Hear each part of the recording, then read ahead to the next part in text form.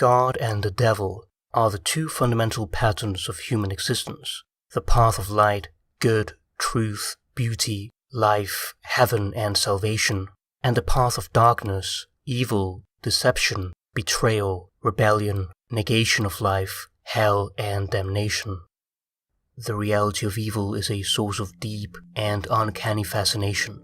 In fact, it seems that while many of us choose good over evil, some of us cannot help but to fall into the temptation of doing evil.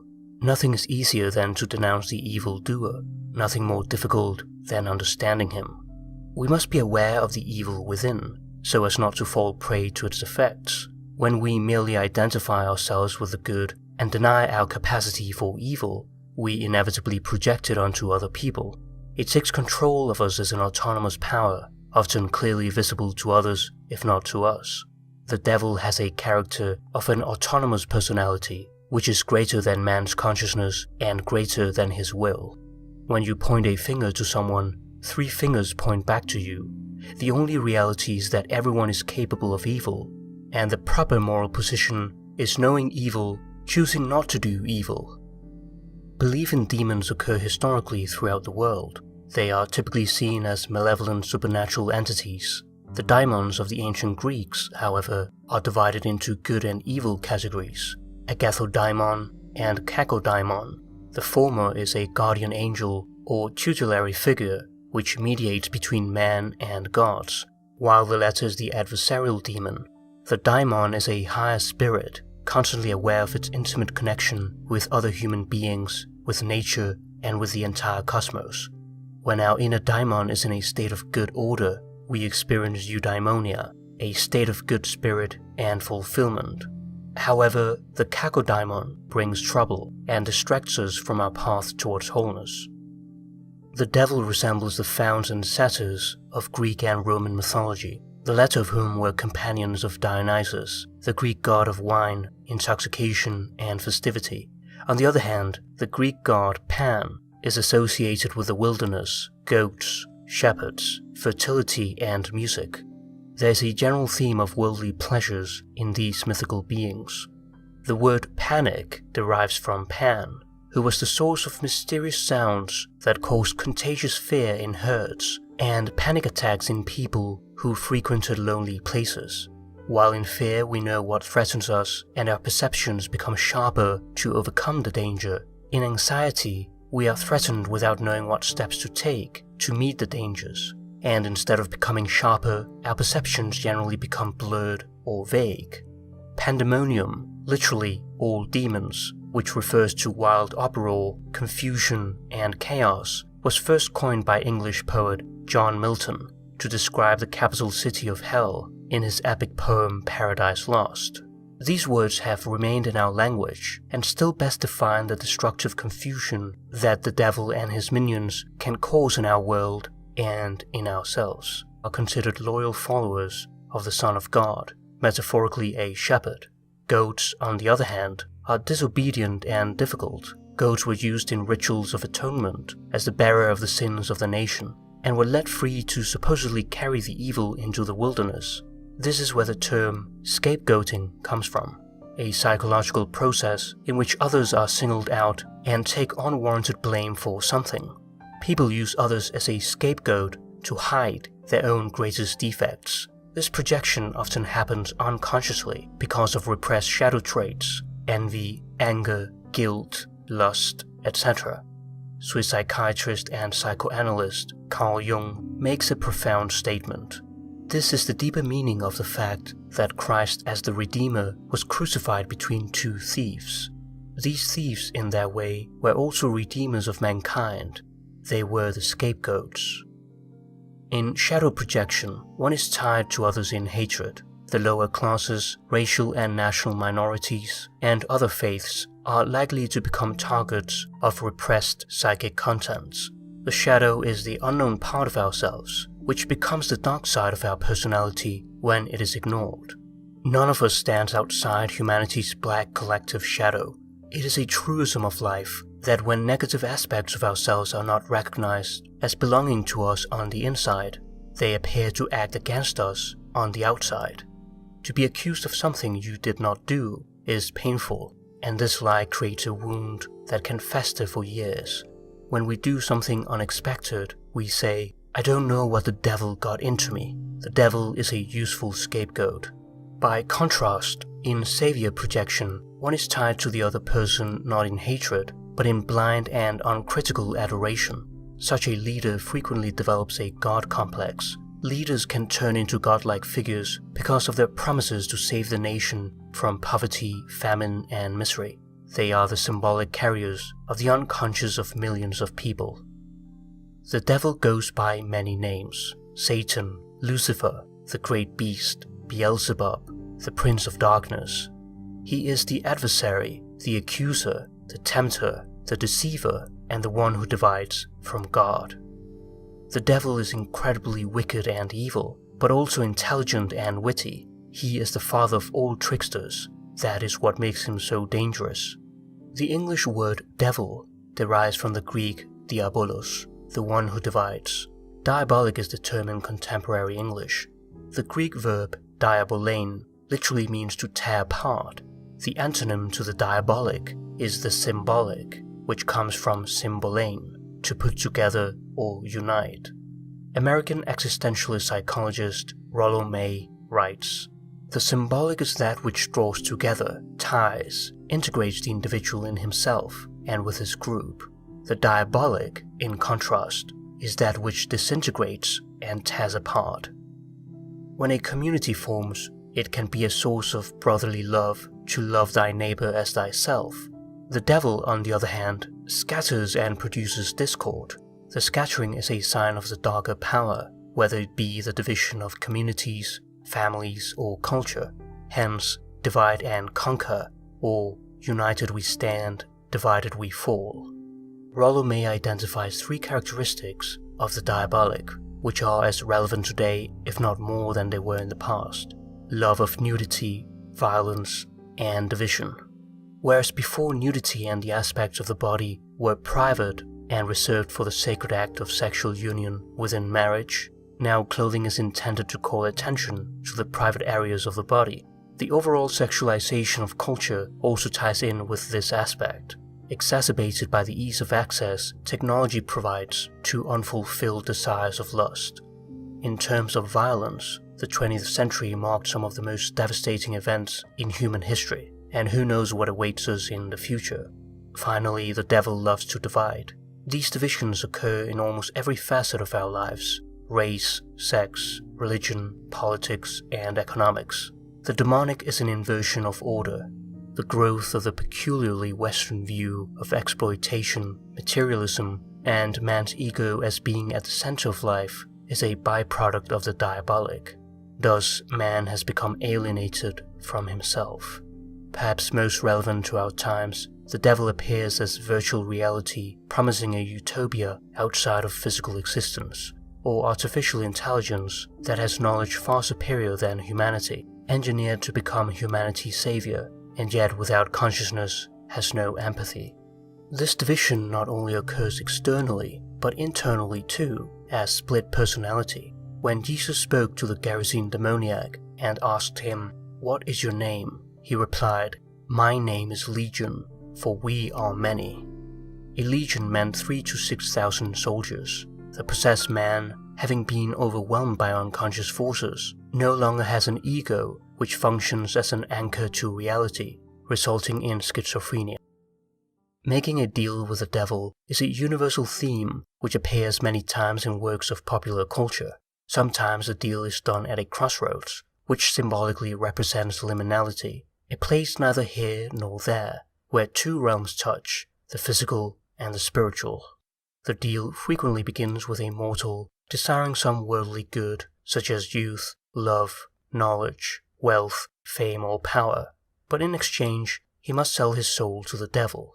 This is exemplified in the German legend of Faust, based on the elusive figure of Johann Georg Faust, a German alchemist, astrologer, and magician.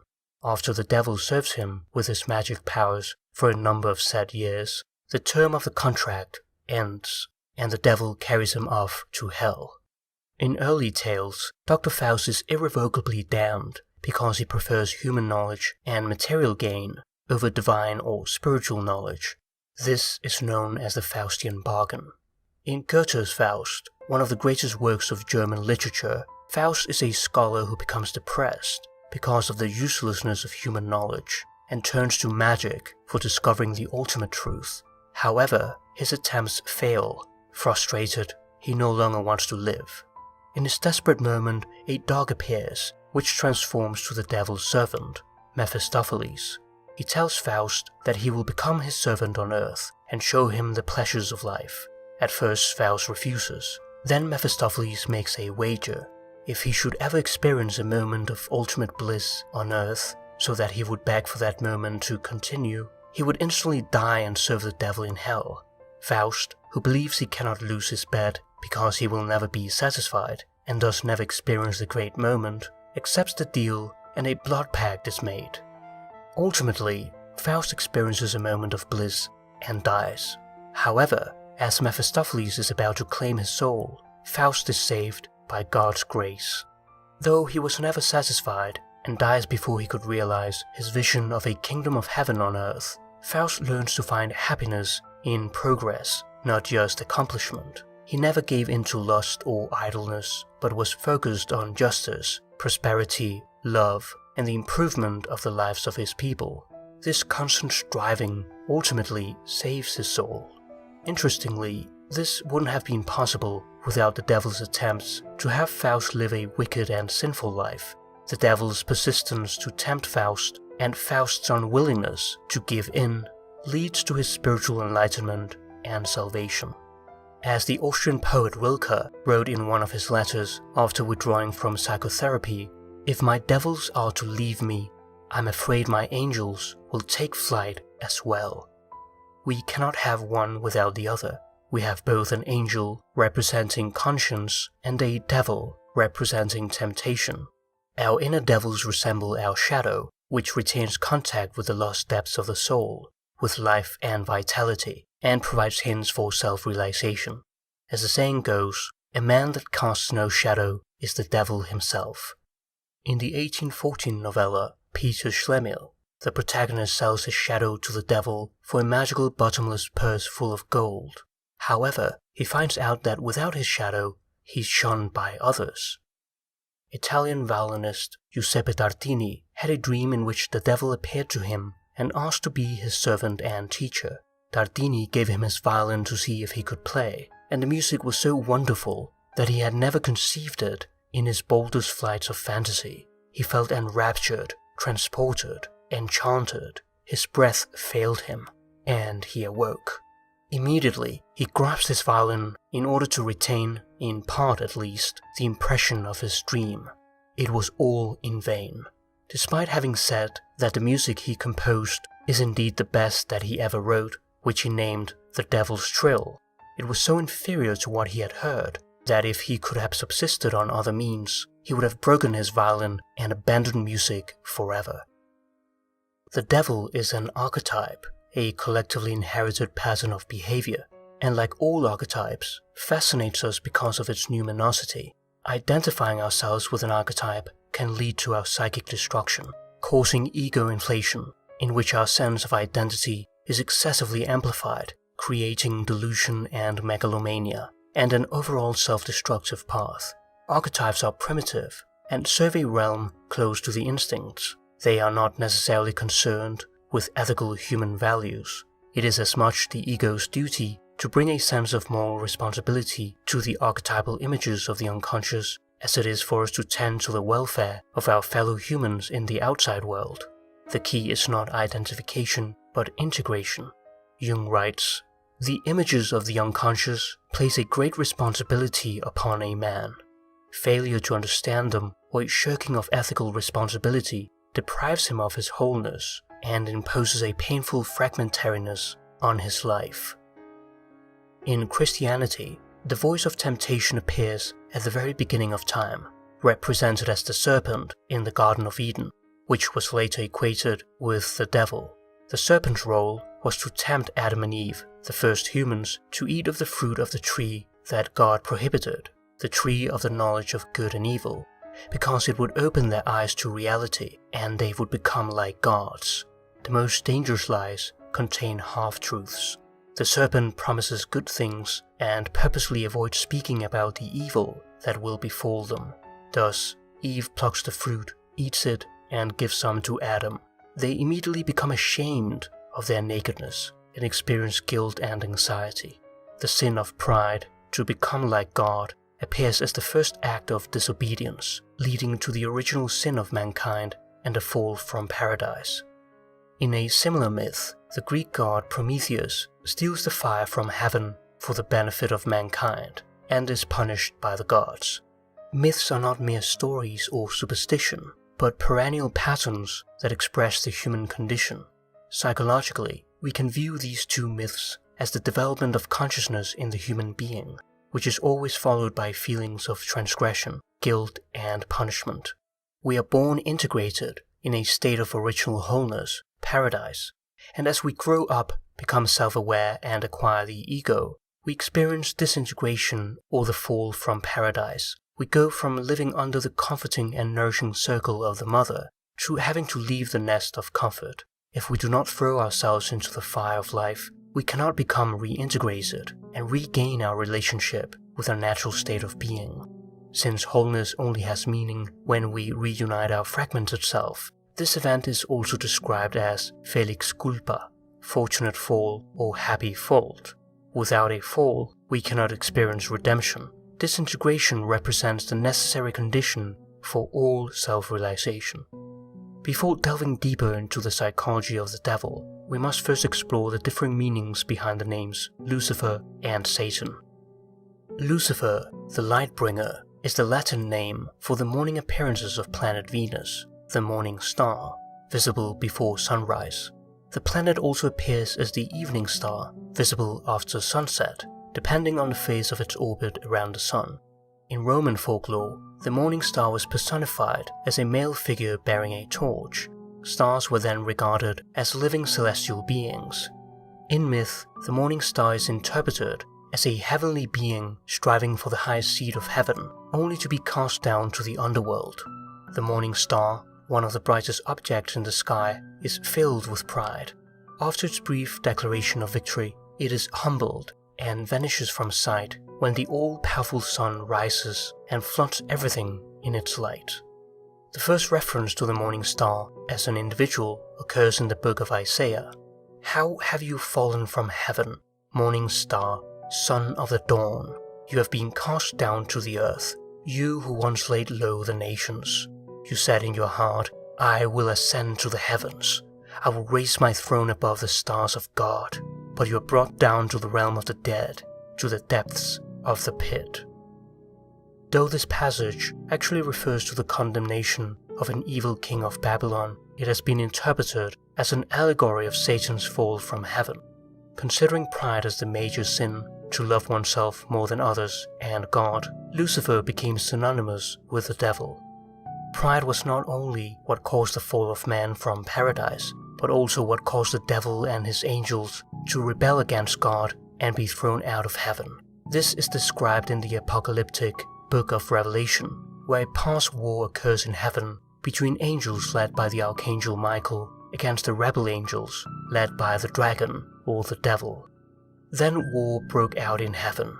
Michael and his angels fought against the dragon, and the dragon and his angels fought back, but he was not strong enough, and they lost their place in heaven. The great dragon was hurled down, that ancient serpent called the devil, or Satan, who leads the whole world astray. He was hurled to the earth, and his angels with him. It wasn't just a few angels who were on the side of the devil, but a third of them who refused to unite their free will with the will of God. So they descended into hell as fallen angels. The sorrows of the Prince of Darkness are as immeasurable as eternity itself, shut out of heaven to hear all through the unending eons the far-off voices of angels whom once he knew and loved, and to be a wanderer among deserts of darkness. Confusion arises when Jesus is also described as the morning star in the book of Revelation. However, he is described as the bright morning star. In other words, the devil's light is a poor imitation of the real light of the world, and while both were called morning star, only one of them represents authentic light, it is no coincidence that the devil disguises himself as an angel of light, for he is a deceiver. The devil is also given the name Satan, which means adversary or accuser. He is the one who sets a stone in your path where you least want it, and blames you for your failure. In the book of Job, God's most faithful servant, Job, is a righteous man who honors God and has been blessed with health, family, and wealth.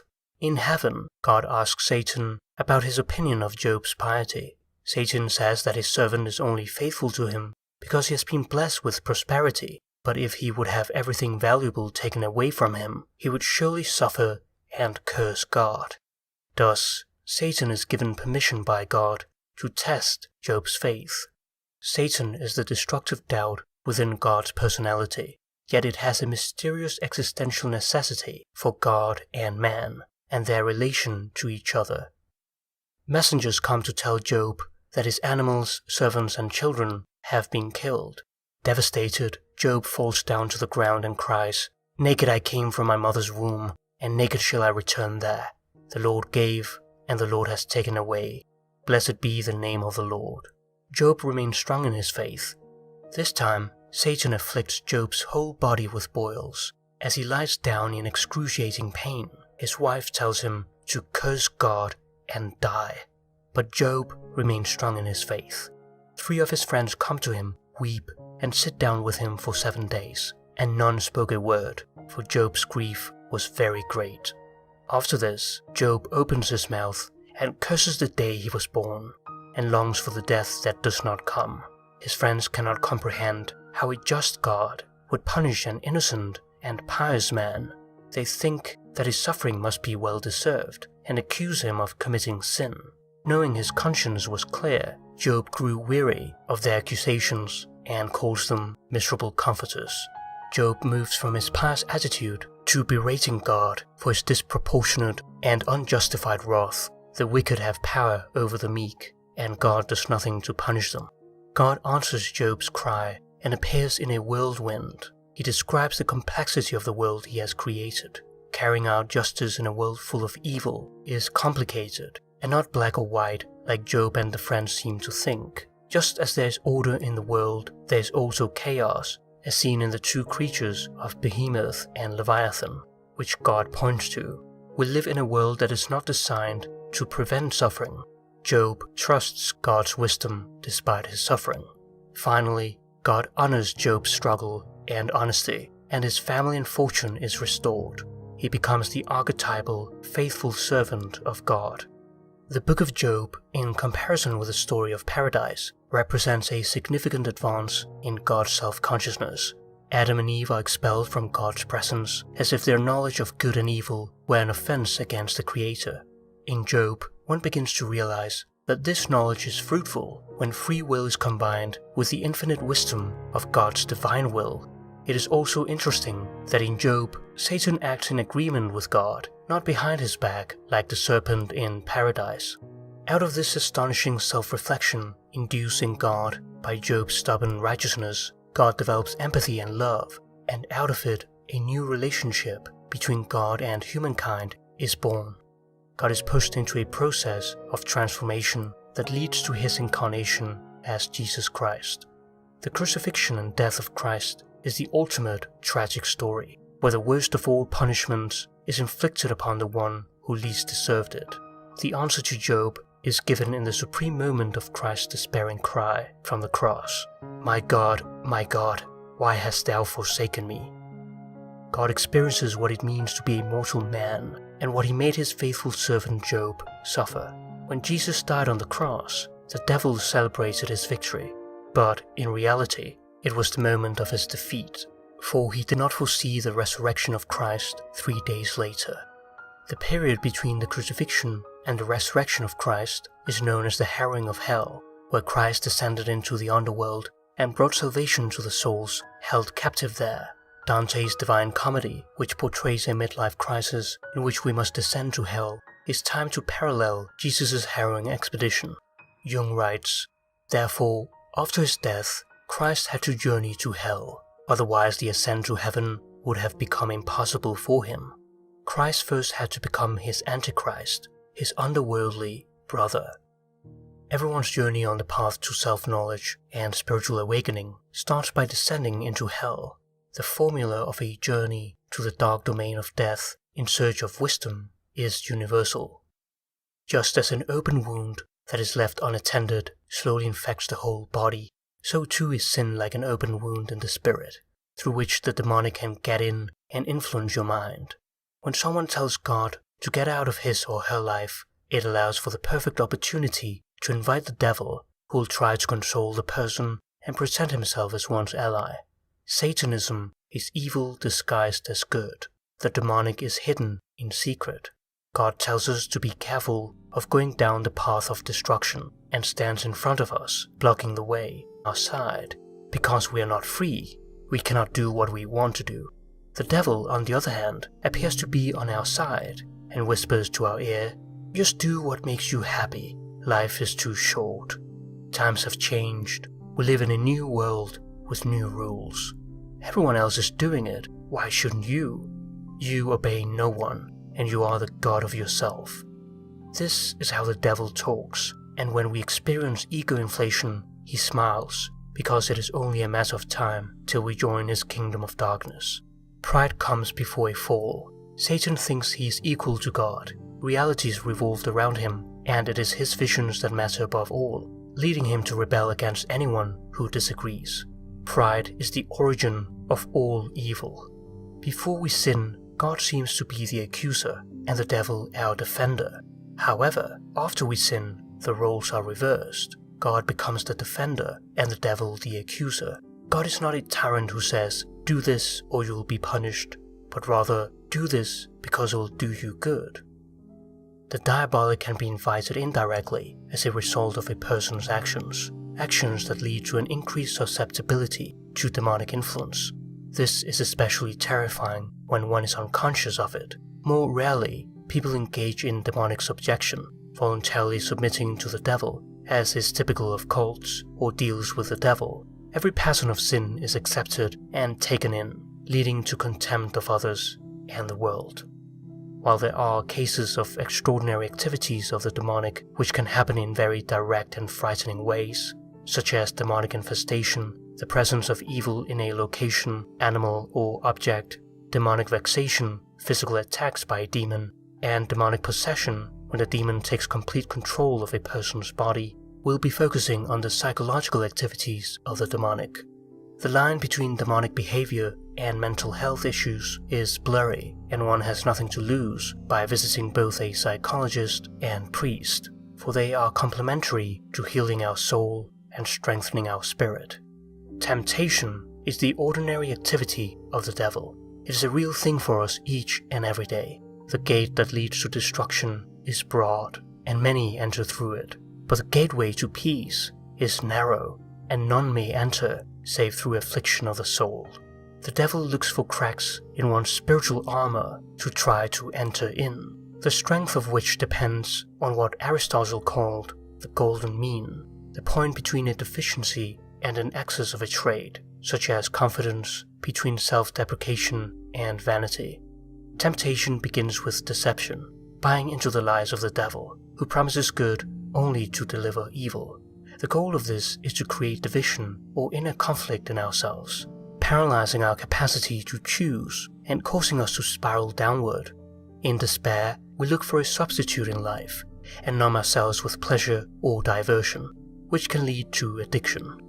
Hell is that state of mind which has abandoned itself so completely to a given sin that it cannot act independently of that sin. By way of illustration, note the difference between the person who drinks, who even chooses to get drunk occasionally, and the alcoholic who has lost the power to choose, who cannot decide not to drink, and who cannot decide to do anything but drink. What starts out as something small that one thought one had control of becomes a problem that takes complete control of one's life. When one is trapped in this state, it leads to obsessive behavior, irrational thoughts, rumination, and self-blame. One falls into the vicious cycle of vice. What was believed to be the source of one's freedom becomes one's prison. The devil tells us that the party is over, and now we must suffer the consequences of our actions. and he fills us with despair. Frequently this creates oppression, a negative influence on loved ones and friends, leading to further alienation and discouragement. When one loses everything that was valuable in one's life, it leads to a loss of any sense of meaning, direction, or purpose in life. This is unbearable, and people lose all desire to live. I don't exist, the thought you are having is just you, so speaks the devil. Sometimes all we need is a helping hand that pulls us out of the quicksand. The devil tempts us in what he thinks are areas of weakness in our lives, and while he cannot read our thoughts like an all-powerful God, he is an excellent observer. Therefore, if you're going to outwit the devil, it's terribly important that you don't give him any advance notice. In fairy tales, it is the fool that often outwits the devil, usually unintentionally, because he possesses a purity of heart that cannot be corrupted. When the devil identifies our weaknesses, we can also use this to our advantage, for we will know what to focus on. For Jung, one way the devil can be represented is as a neurosis. He writes, "The devil describes the grotesque and sinister side of the unconscious, for we have never really come to grips with it, and consequently it has remained in its original savage state. Probably no one today would still be rash enough to assert that the European is a lamb-like creature and not possessed by a devil. The frightful records of our age are plain for all to see, and they surpass in hideousness everything that any previous age with its feeble instruments could have hoped to accomplish. The devil is the diabolical aspect of every psychic function that has broken loose from the hierarchy of the total psyche and now enjoys independence and absolute power. As such, our inner devils can be equated with the autonomous shadow. This rejection of the shadow occurs in childhood, where our animal instincts are usually punished by social institutions and conventional standards of behavior, the superego. As we grow up, we suppress much of what we do or think about since it is deemed unacceptable. This leads to repression. Our unacceptable traits return to the unconscious layer of personality, where it remains as the shadow. When it occasionally breaks through the barrier of repression, the shadow manifests itself in pathological ways. By denying our dark side, we neglect half of our existence as human beings. In mythology, the shadow appears personified in a figure of the same sex as our dark brother, who accompanies and clings to his light counterpart. Cain and Abel, Set and Osiris, Mephisto and Faust, and Mr. Hyde and Dr. Jekyll. Jungian analyst Erich Neumann writes, "By accepting evil, modern man accepts the world and himself in the dangerous double nature which belongs to them both. This self-affirmation is to be understood in the deepest sense as an affirmation of our human totality, which embraces the unconscious as well as the conscious mind, and whose center is not the ego, which is only the center of consciousness, nor yet the so-called superego, but the self." In tarot, the devil is one of the 22 major arcana cards, and has a different symbolism compared to the Christian view of the devil as pure evil. The imagery is derived in part from Eliphas Levi's famous illustration of Baphomet, supposedly worshipped by the Knights Templar. It is a hermaphroditic figure who also has goat horns, bad wings, and the talons of a predatory bird. 2 fingers on the right point up and 2 on the left point down, symbolizing the alchemical maxim, as above, so below. Its arms bear the Latin words solve and coagula, to separate and to reunite. Jung writes, "Such an attempt as the union of opposites appears to the Christian mentality as something devilish, something evil which is not allowed, something belonging to black magic." In Jungian psychology, the role that the devil plays points to the one-sided Western image of God. In the West, the paradoxical behavior and moral ambivalence of the gods of classical antiquity were not tolerated. In classical Judaism, Yahweh possesses both light and darkness. Good and evil are not separated from one another, but are interrelated aspects of his numinosity. I form the light and create darkness. I make peace and create evil. I, the Lord, do all these things. In later times, the morally ambiguous Yahweh became a wholly good God with no particle of evil in his nature. Christianity amputated God's left hand relegating Satan to the nether regions, thus leaving a wholly beneficent God to reign supreme in heaven. Everything changes with Christ's incarnation. God ceases to be ambiguous and now becomes manifest in the form of man who is conscious and therefore has to discriminate between good and evil. Christ wanted to change Yahweh into a moral God of goodness, but in so doing, he tore apart the opposites that were united in him. Thus, the first thing Christ did was to sever himself from his shadow and call it devil. The devil became psychologically inevitable in that he is the personification of Christ's split-off dark side. Unlike Christ, the devil was created, not begotten. However, though Christ is the embodiment of the good, there still remain traces of his original moral ambivalence. As he states, "I bring not peace, but the sword." In fact, the book of Revelation may have been written to provide a contrast to Christ's gospel of love. The devil can be regarded as God's dissatisfaction with himself, a projection of his own doubt acting as a constant reminder of the flaw in creation, and thus a constant urge towards conscious realization and thereby towards greater wholeness. We must be careful, however, to not anthropomorphize God as a being, because he is being itself. The devil is a necessary figure in life, not only because he allows us to distinguish good from evil, heaven from hell, virtue from sin, but also to make human action and freedom possible. Had God not allowed the devil the freedom to rebel, there would be no ego consciousness, no civilization, and no opportunity to transcend the ego through self-realization. Humans would have been little more than machines, and everything would have remained one forever. The reason for the absence of the shadow is the doctrine of the summum bonum, the highest good. For the Christian, neither God nor Christ could be a paradox, both had to have a single meaning. God creates man in his own image, thus man must be fundamentally good, but through his free will can choose otherwise. This one-sided perfection, however, demands a psychic complement to restore the balance, or else man will be hopelessly split into two irreconcilable halves. The concept of privatio boni, the absence of good, states that evil is simply the absence or lack of good, and therefore everything that exists is good. This idea tormented Jung and became the focus of much of his correspondence with various Christian clergymen, notably with Father Victor White. For Jung, good and evil are locked in an eternal duel for supremacy. Thus, if one believes in one God, he must contain the two within himself. White could not accept this, and stated, "God is light, in him there is no darkness." This conflict led Jung to write Answer to Job, which he referred to as pure poison, because of its controversial nature. In this work, he explores the shadow or dark side of God, Satan, who is to become the Antichrist, as a necessary compensation to the light side of God embodied in Christ. This is the Deus absconditus, the hidden God that lies in the darkness of our Western unconscious, the intermediary of Christ and the Antichrist. As motivating forces is the Holy Spirit, a process whose psychological equivalent is the individuation of mankind, the journey towards becoming the self, which constitutes our true nature and the wholeness of our personality. The dark side is the missing fourth element of the Trinity, God the Father, God the Son, and God the Holy Spirit.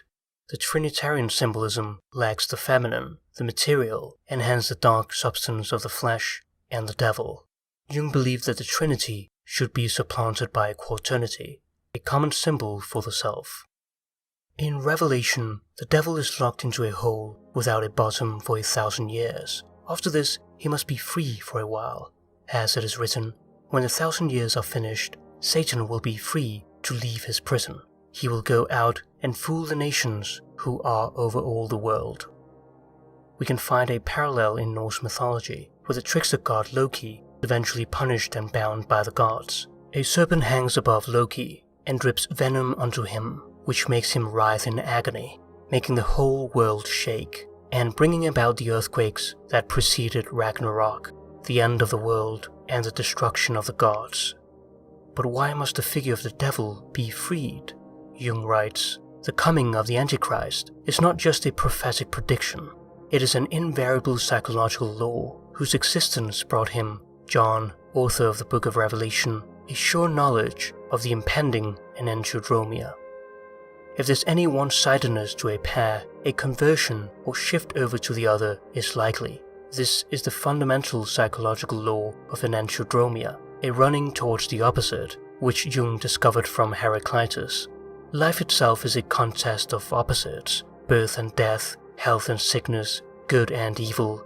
So too is our conscious attitude balanced by its unconscious opposite, in an attempt to restore psychic wholeness. When the conscious mind has severed its unity with the unconscious, enantiodromia will take place. Polarity and opposition are universal laws, and no growth and development of human personality is possible without consideration of them. As William Blake writes, "Without contraries is no progression. Attraction and repulsion, reason and energy, love and hate are necessary to human experience. From these contraries spring what the religious call good and evil. One can master this polarity only by freeing oneself from them by contemplating both, and so reaching a middle position. To be at the border between yin and yang, only there is one no longer at the mercy of the opposites, and for this one must be aware of the duality of one's nature. Whatever leads to wholeness is good, whatever leads to splitting is evil. Integration is good, disintegration is evil." Sometimes the holiest of people commit the most heinous of acts because they split themselves from necessary evil.